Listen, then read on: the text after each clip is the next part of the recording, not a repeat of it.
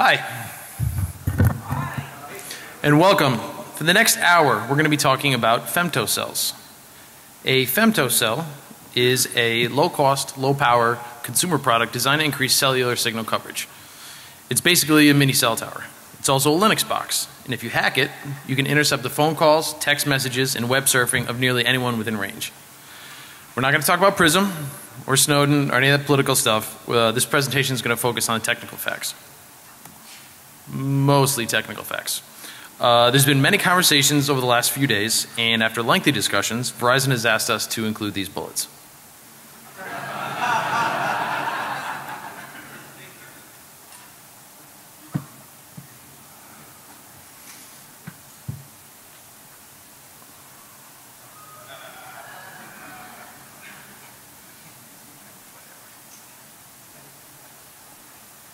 And moving on. Before we go too much further, a quick note on handset pairing. Your phone will associate to a femtocell automatically and without your knowledge. It's not like joining a Wi-Fi network. You don't have a choice. In fact, there may be some members of the audience connected to our network right now. Those signs out front are not just for show. You might want to put your phone in airplane mode. And one more thing. This research has everything to do with the tower and very little to do with the actual phone. We don't break or alter anything on your phone, at least not yet. We also want to clearly state before we go too much further that the vendor has addressed the vulnerabilities that we use to get root on the device.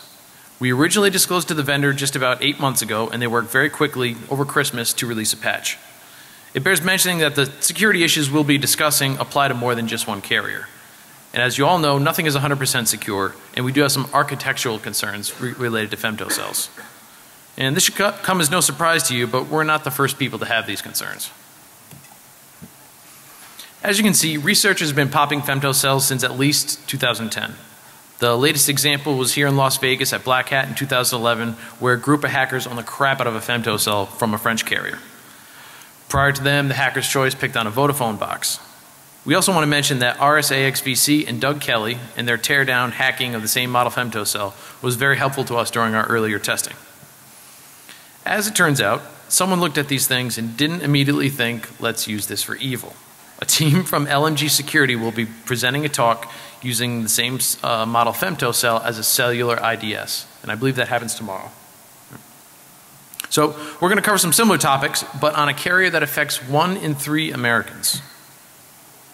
To the best of our knowledge, no one has publicly presented an attack on a femtocell on a North American CDMA carrier. If you haven't figured it out yet, we're talking about Verizon. By the numbers, we're talking roughly 300 million people in the US and roughly 100 million Verizon subscribers. I'm really not that good at math, but if my calculations are correct, that's about 1/3 of the country. We will, hopefully, demonstrate how we can record and listen to phone calls, text messages, picture messages, and data. We even perform active man-in-the-middle attacks on data connections as well as SSL stripping, and if that weren't enough, we throw in some cloning fraud for good measure. So to break it down further, we will discuss how we obtained access to the femtocell, what we did once we got on it, the custom code we wrote to get the traffic we wanted, and our thoughts on how to fix these things. For those of you that may not be familiar with the femtocell architecture, here's a high-level diagram. Your phone connects to the femtocell over cellular radio. In this case, it happens to be CDMA. The femtocell then uses a broadband internet connection to create an IPsec tunnel back to the carrier's internal network. Verizon currently has 2 models of consumer-grade femtocells, the SCS26UC4 and the SCS2U01. The UC4 was released in early 2009 and only supports 3 simultaneous users at 1x speeds. The 2U01 was released in late 2010 and supports 6 simultaneous users at 3G speeds. We were able to root both of these devices, but we created most of our proof of concept code on the 2U01 because it's newer, faster, and better looking. As we were doing some high-level due diligence, we discovered that Sprint has a femtocell too. As it turns out, both Verizon models and one Sprint model are made by the same manufacturer, Samsung. We really didn't have that much time to do a ton of testing on the Sprint model, but the one on the left is very similar to the UC4 and is vulnerable to similar attacks. However, we are told that Sprint is end-of-lifing this model of femtocell next month and replacing it with a newer model. We took a quick look at this newer model and we can say it's not vulnerable to the exact same attacks. So let's talk about the femtocell we spent most of our time on. The 2U01 has an ARM processor, 1 NAND flash memory, and a lattice FPGA, which we assume is for digital signal processing. Externally, it's got a GPS antenna, a CDMA antenna, as well as Ethernet and HDMI ports. I know what you're thinking. Did he just say HDMI port? Yes, I did. It's a little tough to make out in this picture, but on the bottom of this device, hidden under a rubber plug, is an HDMI port. So we knew it couldn't possibly be used for video, so we figured it has to be a console port, and we were right. Why is it HDMI? We don't really know, but I do know that Samsung makes a crap load of TVs. So, how does one connect to an HDMI console port? Well, you cut an HDMI cable in half, you stick it on a USB FTDI cable, and you use a company branded pen to protect the connection because you're really not that good at soldering. We really have to thank RSAXVC and Doug Kelly for figuring this one out. One more thing, I'd like to talk briefly about the range of this thing since it's a question we get quite a lot. The device documentation states that a phone must be within 15 feet to register to the femtocell and must stay within approximately 40 feet to stay connected, but in reality it depends. Your phone will connect to the tower that's got the strongest signal. So if you're in an area with very good cell coverage, the real towers tend to drown out this small base station. We think there's some tweaking that can be done in the software to boost the signal, but probably the easiest thing to do is just buy a big ass amplified antenna. Of course, if you're in an area where you actually need something like this, then we imagine the capture range will probably be pretty good. We did purchase an aftermarket directional antenna, mostly because we want to minimize the number of phones that we capture, and this antenna creates a nice tight cone. Alright, so I wasn't entirely truthful. One last mention of the older model femtocell. On the UC4, you could get root by interrupting the boot process, but that was patched a while ago and is fixed in the 2U01, so we had to find our own way in. On the newer model, we found that we could abort the boot process using the magic sysrec key, which drops you to a prompt where you can log in as root. Because we're interrupting the boot process before the device is fully functional, we then had to manually run some startup scripts. Once at the proper run level, the device will start custom UBI cell binaries and connect the device to the carrier's network. And as we mentioned, these techniques will no longer get you root on a patched device, but they're pretty handy and could probably come in, will probably be very useful when testing other embedded devices. So, now that we've established a presence on a mini cell tower, let's poke around this device and see what we can see. The 2U01 runs a customized version of Monte Vista Linux 5, kernel version 2618. It includes a very stripped down Linux system, a few device drivers, and proprietary software to control its operation as a base station. It also includes Authentic's QuickSec VPN client, which is packaged as a kernel module, and I'll get more into that later. So this is great. We're root, but it's a pretty bare bones Linux system and there's not too many helpful commands available. There's no text editor. If you started a long running command, you can't control C to kill it, stuff like that. It's very annoying. So said, it's a little unwieldy, but we can use it to edit SSHD config to allow interactive password root login. So we did that. We flushed IP tables and it made things much easier to work with. So great, we can SSH in, but we still have to run this sed command on every boot because the file system is pulled fresh every time you power cycle.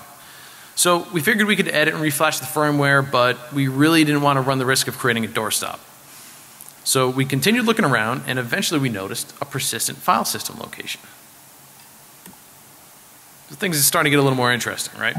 We found a persistent place to store files, but that doesn't necessarily give us persistent root access, right? So we just catted all the things and spent a lot of time in /etc, and we finally came across a script that appears to control some kind of debug mode. And for the record, that's not our typo in the echo statement. So I want to make that clear. We created a file named .ubrc, put it in the mount onan directory, and were rewarded with a typo in the boot output. It worked. More importantly, since this .ubrc file gets executed on startup, we can put our own commands in there and they'll be executed by root every time the unit boots. So it's an incredible time saver. We use it to patch SSHD, flush IP tables, and then drop us in a root shell automatically. So we overcame the next hurdle. We now have persistent root access, so let's get some packets and do some eavesdropping. Should be easy, right? We'll just run TCP dump on the tunnel interface and nothing. All we see are encrypted IPsec packets everywhere. Like, what the hell? So it turns out that QuickSec is implemented as a NetFilter kernel module. It steals the packets before they ever hit a regular network interface, does encryption decryption, and sends the traffic so you can't see anything good using a normal packet capture utility like TCP dump. So, seems like the fun is over. Now what? Well, luckily, it's all just engineering, and with that, I'll turn it over to Tom. That's a pretty good representation of how the programming worked on this project.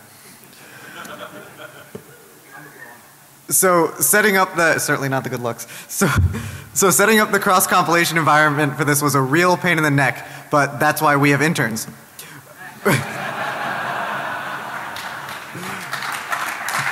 Andrew. We were finally able to find the right version of the Monte Vista Linux toolchain, and then we could compile our code against that to make binaries and kernel modules that would run on the Femtocell. So we figured out that we needed to write our kernel module and insert it in such a way we'd be able to copy the packets before they were encrypted going out and after they were decrypted on the way in. Took a little trial and error, but with that module loaded, we can pass the packets out to userland for logging to a PCAP. So with that hurdle over, we can go after the fun stuff.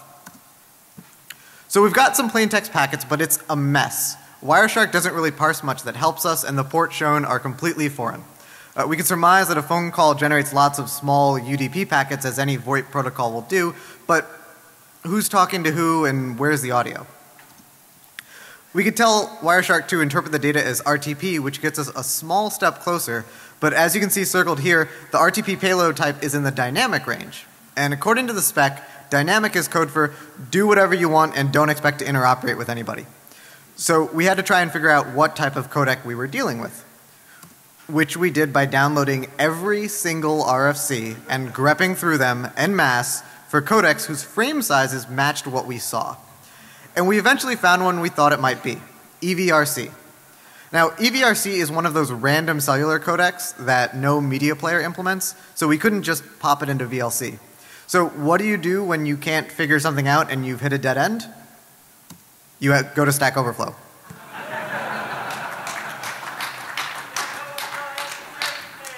But this had already been asked and received no answers. So here's the real secret of productive hackers.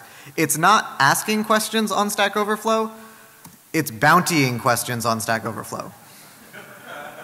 So what we got was a link to the actual reference implementation of EVRC that was published by the 3GPP2 multi-carrier working group thingy. And it took some endian and byte fiddling, but after passing it through the reference implementation and the Linux utility socks, we were able to get some audio out of it. And with that, let's hopefully go for the live voice demo.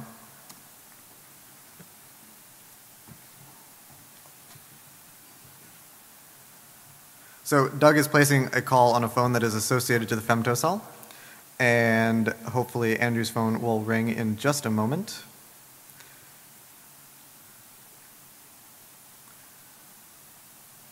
Hello. Hey Andrew, did you hear about that new phishing scheme? It's off the hook. Talk to you later, Doug.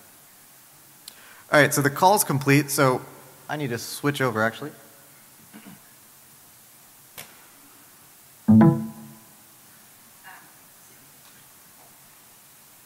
Okay, so Andrew is going to pull it off of the Femtocell and pass it through the. Boy, I hope this works. So that was before the call was placed. Did you know your mic was active then? Now it's ringing. Hello. Hey, Andrew, did you hear about that new phishing scheme? It's off the hook. Talk to you later, Doug. And there's live voice interception.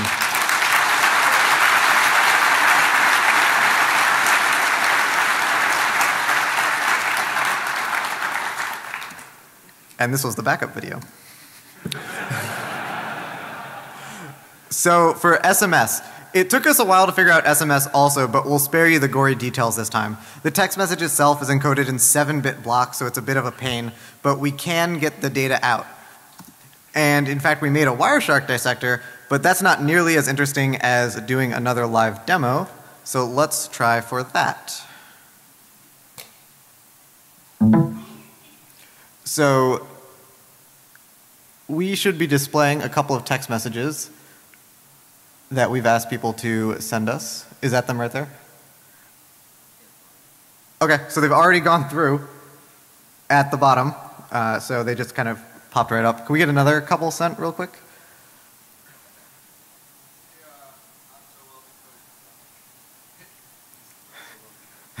There are a lot of encoding formats for SMS, and we don't parse all of them. Okay, there's a couple more. All right, so that's SMS.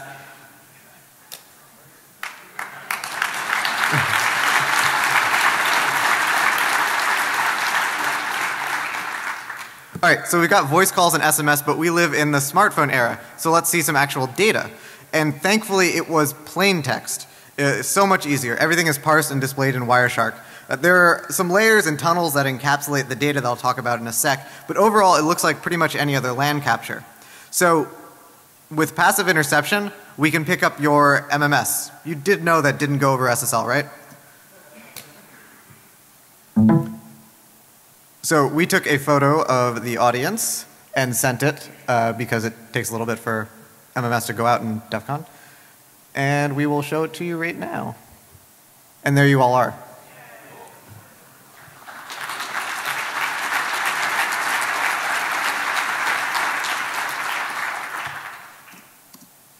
Okay, so we can view all the plain text. Passive interception is done and working. Let's do some active attacks. And the easiest thing to do with data is to drop it on the floor. Now, there's a lot of debate about how iMessage works, just how secure it is. But what's certain is that it uses SSL to talk home to Apple. So we can't see those messages with passive interception. But if you block the SSL connection back home to Apple, iMessage fails over to SMS. And SMS is plain text, and we can see that just fine. Okay, so it is plain text, but it's encapsulated all up and down. If we're lucky, it's a fairly nice encapsulation that Wireshark will handle for us. If we're unlucky, the normal IP, TCP, and HTTP that you're used to gets encoded and then split across GRE packets. And this is what it looks like when you're unlucky.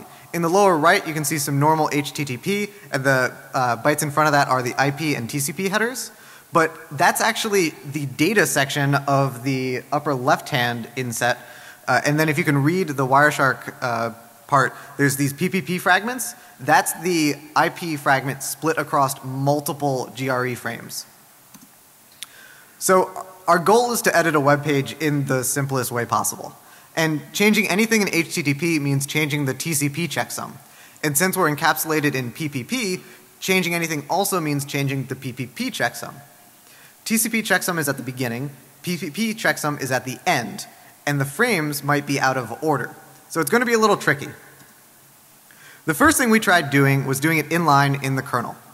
Really quickly, we figured out that the carrier has a transparent proxy on all your web browsing on your phone. Let me repeat that.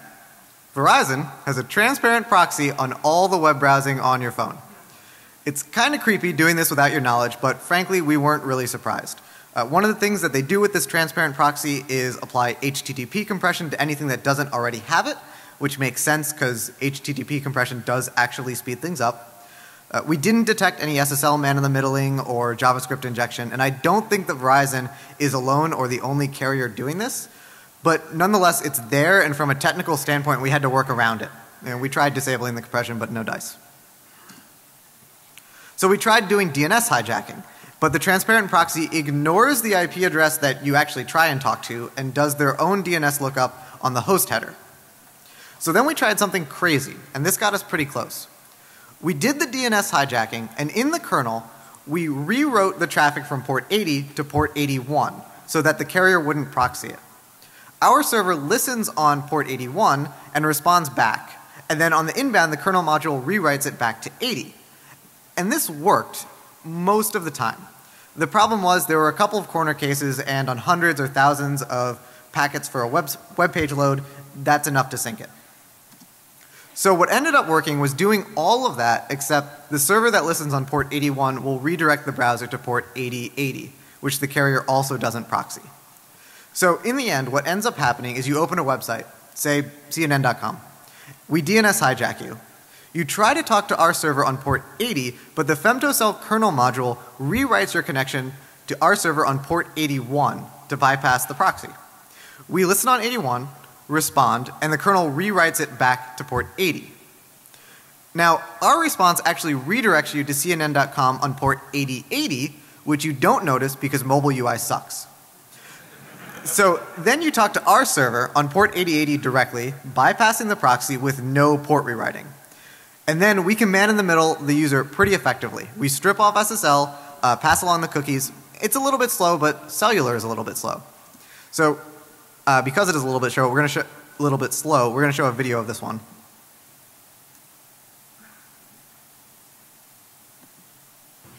Okay, so in the bottom right-hand corner, we are typing in a bank, wellsfargo.com.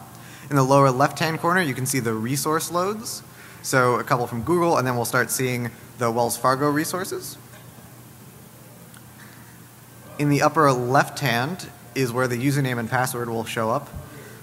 So there's Wells Fargo, and we're going to click on sign in. And then we will type the username character by painful character. And then the password. And there is the username and password in the upper left.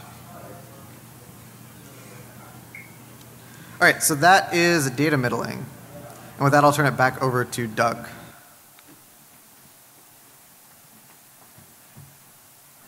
So this is all really cool, and we were very excited about it. But these things are mini cell towers, so it's got to be possible to do more with them, right?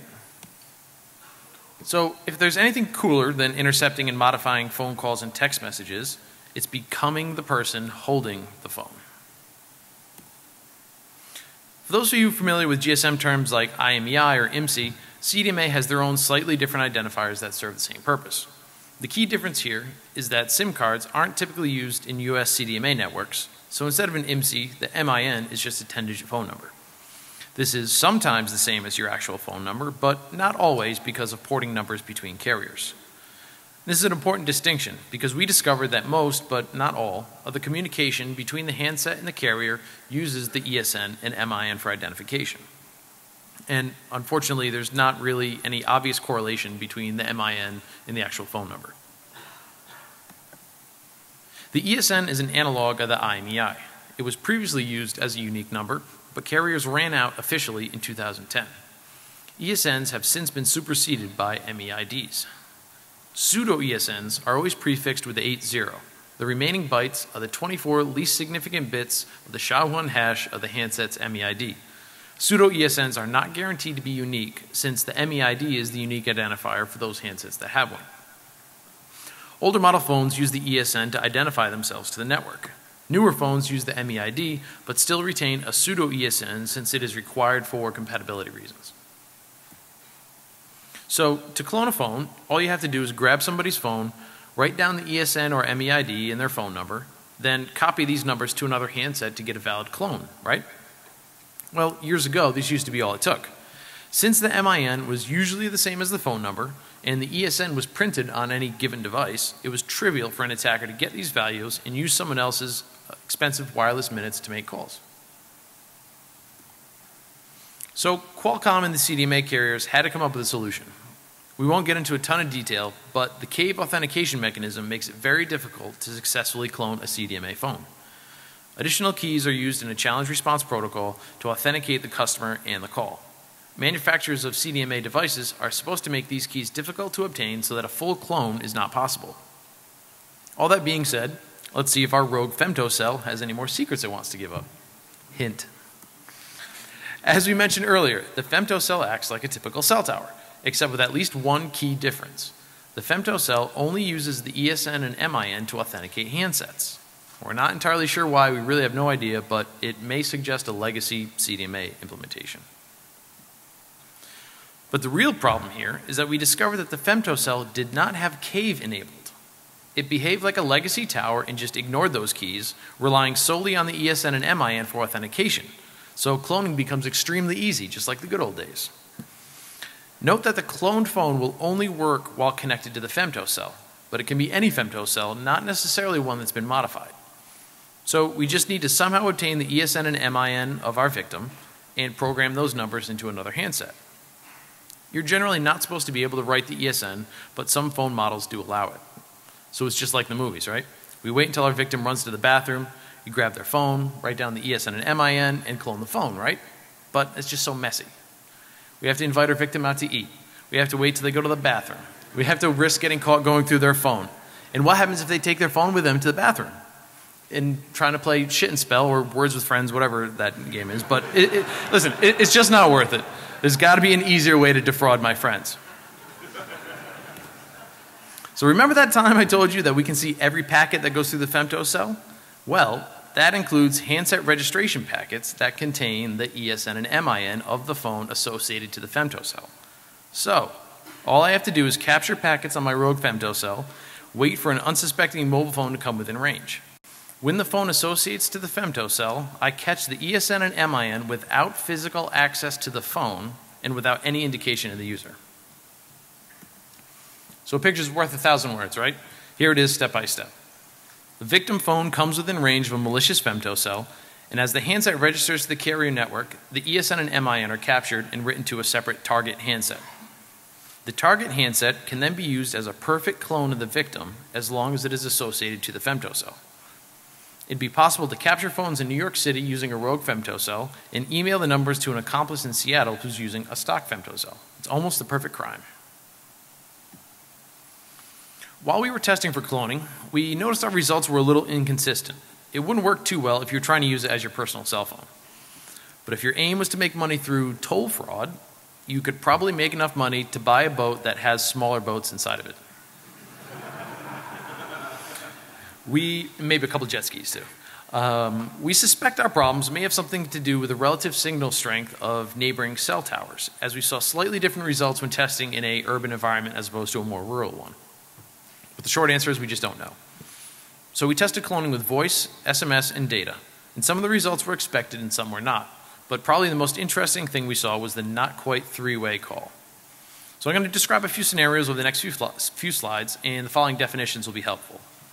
Our victim is the person with the shiny new iPhone whose phone that we want to clone. The target is the bad guy running this old crappy flip phone, and that's been modified to act like a copy or clone of the victim phone. So the easiest scenario is if the victim's phone is turned off, jammed, otherwise not connected to any cell towers. Everything works as expected, there's no issues with service, you've got an exact working copy of the victim's phone for all intents and purposes. So when both phones are associated to the same Femtocell, we noticed a few different things. Of course, the cloned phone, the target, must be associated to the Femtocell in order to work properly. It is only possible to place outgoing calls one at a time. No matter which phone initiates the outgoing call, any subsequent call placed will force that call to drop. It doesn't matter which phone is which, either the victim or the target can cause each other to drop calls. We didn't notice any issues with outgoing text messages, and for incoming SMS, the usual behavior seemed to be that both phones would get the text message. So with incoming calls, sometimes one of two behaviors is possible. The first is that only one of the two phones rings. It could be the victim or the target, it doesn't matter. Other times, both phones will ring at the same time. The phone that picks up the call first usually wins, which means it gets to stay on the call. But the coolest part is that sometimes, if the two phones answered within a few seconds of each other, we got what we're calling a 2.5-way call. So what would happen is both the target and the victim phones would connect, and each would be able to hear the inbound caller, but not each other. So the eavesdropping scenario here is pretty clear. The bad guy can clone a phone, and as soon as an incoming call comes in, picks up the call, mutes his mic, and can hear everything said by the incoming caller. In our second scenario, the target is associated to the Femtocell as required, but the victim is out and about connected to an actual cell tower. The phone that gets the incoming call appears to depend on which phone has had more recent communication with the carrier network, like a call or a text message. We couldn't reproduce the 2.5-way call since both phones never rang at the same time. SMS was pretty similar. We never got an SMS on both phones at the same time. So outgoing calls are a little more interesting. So let's say the target, the cloned phone, is on an active phone call. This works fine until our unsuspecting victim places an outgoing call to another party. The bad guy's call gets dropped, and the call of our innocent victim is allowed to connect reliably. However, if the victim is on an active call, like pictured, and the target places an outgoing call, the call will connect, allowing 2 independent phone calls. So these implications are clear as well. Why use your own minutes when you can use someone else's to call 1-900 numbers and run up a huge bill? Which is especially awesome if you're the one who owns the 1-900 number. So I said earlier we were going to talk about cloning data, and here we are. It appears to be slightly more difficult to establish a data connection on a clone than it is to clone voice and text services. Data services on Verizon's network are required for MMS, account management features, and internet connectivity. Long story short, the carrier network requires more numerical identifiers for data connection than for voice and SMS. We're not saying it's impossible, but it's just more difficult. We didn't really dig too deep into it. So we have a video to demonstrate a 2.5-way call. Whoops. Maybe not. Okay. There we go. All right, so that's me making a phone call to a single number. Both phones are ringing. The victim phone is the one on the left, and the target is the one on the right. And we're going to fast forward obnoxiously. Both calls get answered, both calls connect and stay connected. And now we're going to do some very sophisticated voice testing. Stand by. To prove that the 2 calls are connected. Oh, there it is. Hello? Just saw an inside secret to phone testers. It's very, very technical if you I'll handle that. All right, and so that's that. So we mentioned this at the beginning, but this issue was resolved by Verizon on the back end many months ago, and which is great because authentication should be checked on the internal network that the carriers control, not on the small box that they don't. And with that, I'll turn it back over to the code, Tom.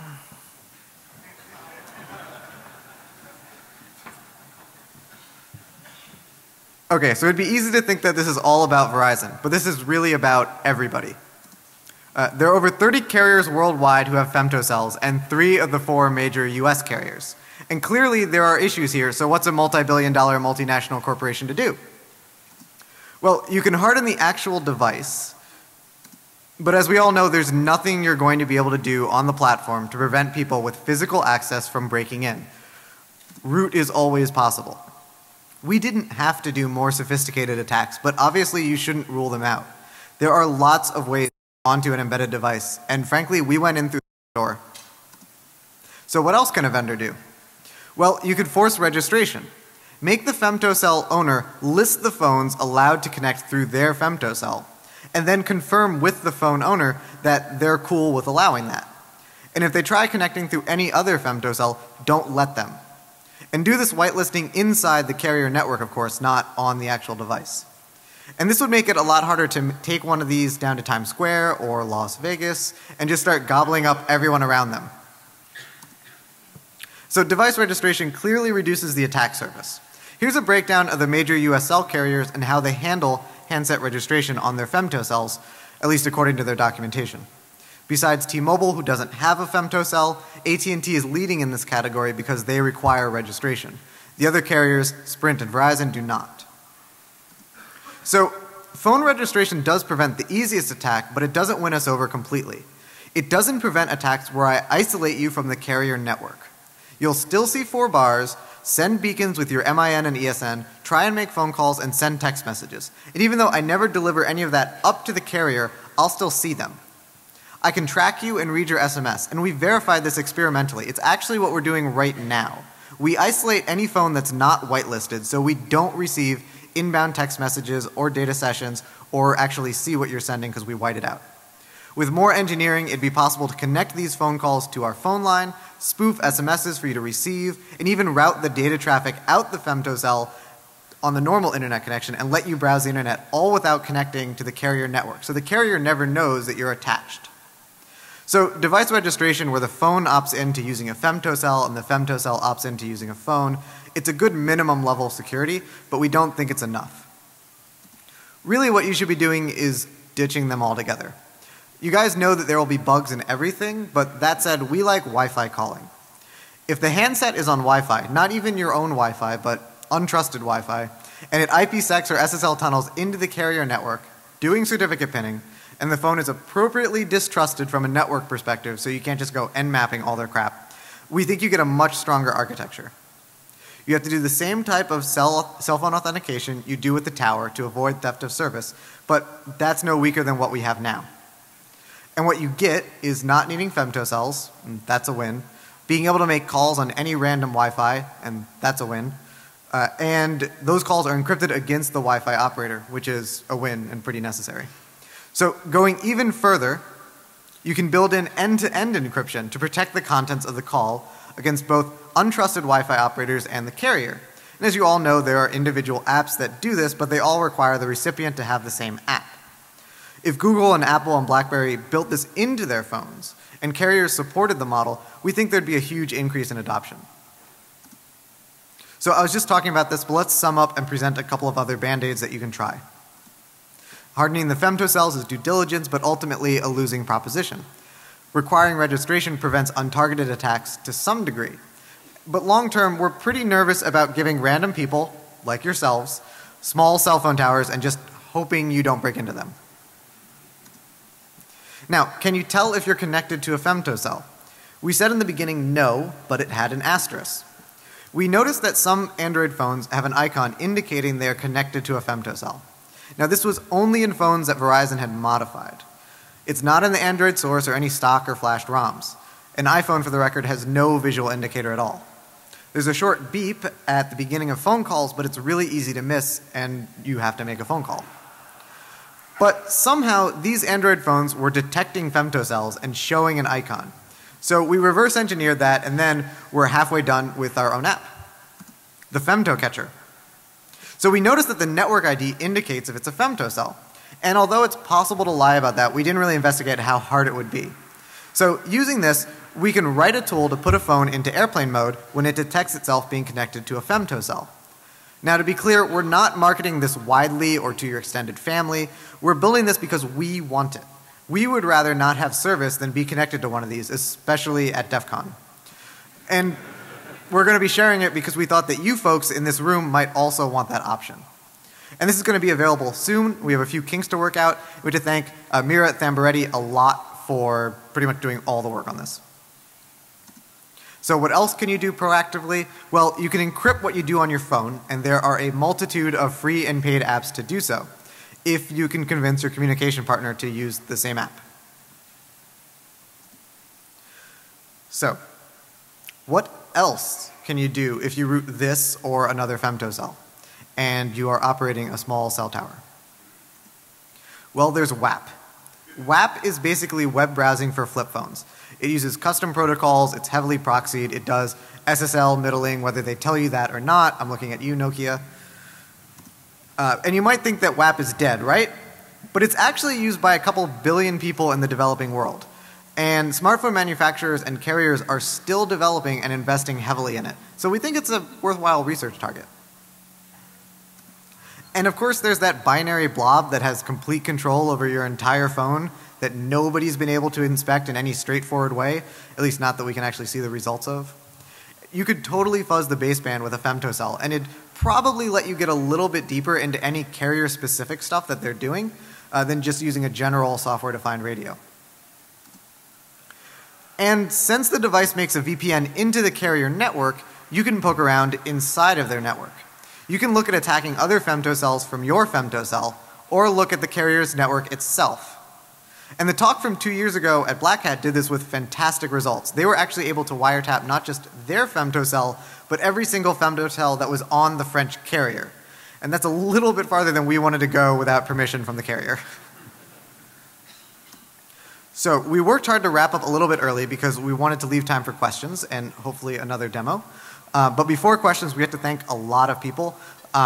Andrew was one of the interns who worked on that really painful cross-compilation, but now is a full-fledged member of iSEC and operating this demo and all the hard stuff. RSA XVC and Doug Kelly, who helped us with a lot of the initial work.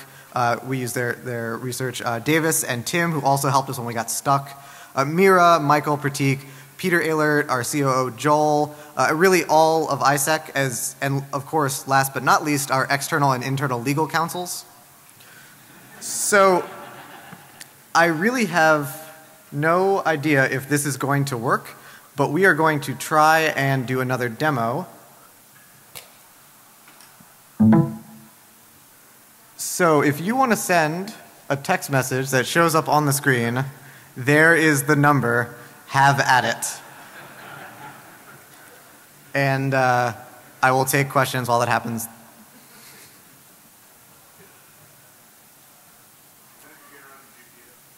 How did we get around the GPS? So the device needs a GPS signal. Just a long GPS cable will work.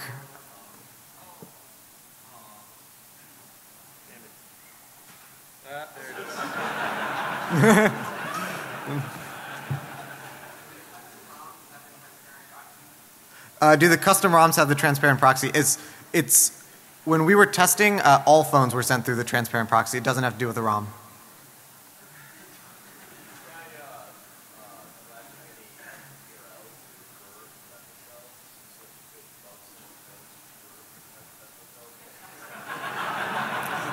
The question was, did we try flashing a phone to prefer femtocells? We were waiting for that. So the question was, did we try flashing a ROM to prefer femtocells to wiretap people more easily? No, we did not. Custom PRL. We looked into it, but we didn't get any success.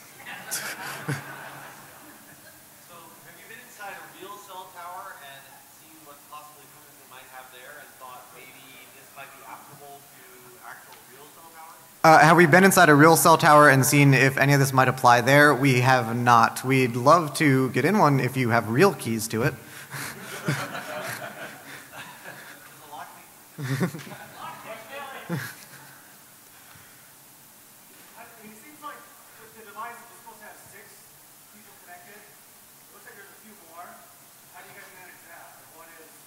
So the device allows up to 6. I don't think we have more than 6. I'm sorry? Okay, you can have more passively associated, but only 6 simultaneous voice calls. And oh, I forgot, the 2 folks who are the volunteers, please come up and see if your phones are associated and send some text messages. What's a NIOB? Hey, NSA, spell check. Any other questions? Yes, you sir, standing up. You're gonna have to shout, sorry.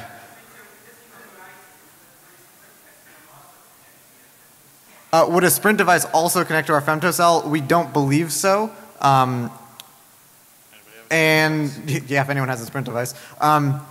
We don't believe so, and really, like, we just created our proof of concept code on Verizon. This is applicable to like most femtocells.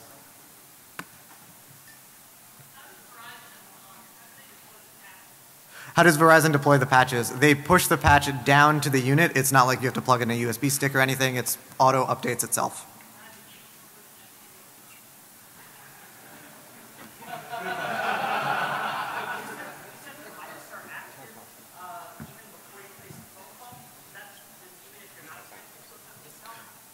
The question was, the mics are active before you place a phone call. Is that the truth even if you're not connected to a femtocell? I don't know.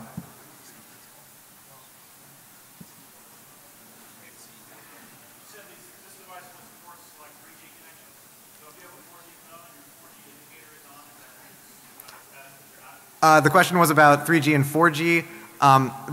In our testing, our experience was that if you have a 4G data connection, we won't see your data, but we will see your SMS and your phone calls.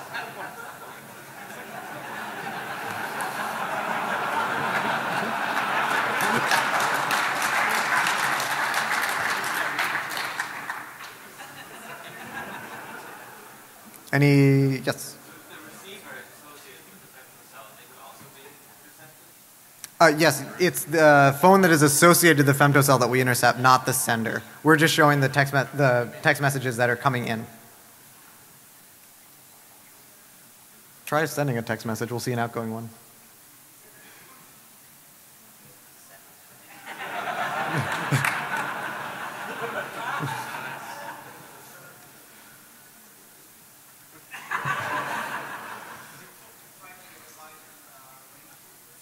I'm sorry.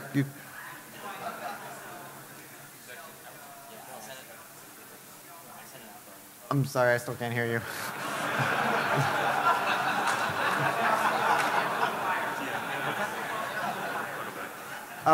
I think something about a signal amplifier. We have an external antenna, a directional one. You could certainly hook up more antennas, powered antennas. We didn't really try.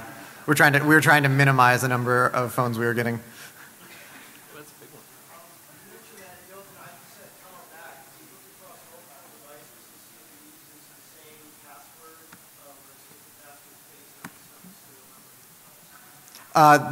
The question was about the key for the IPsec tunnel. We did look at multiple devices. The key is not the same across them.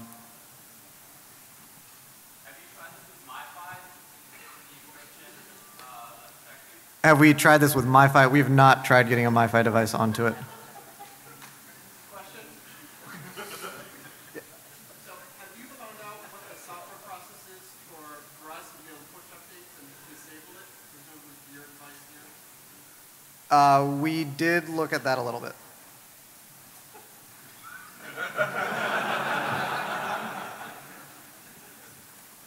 If there are no other questions, we will pack up. Thank you very much.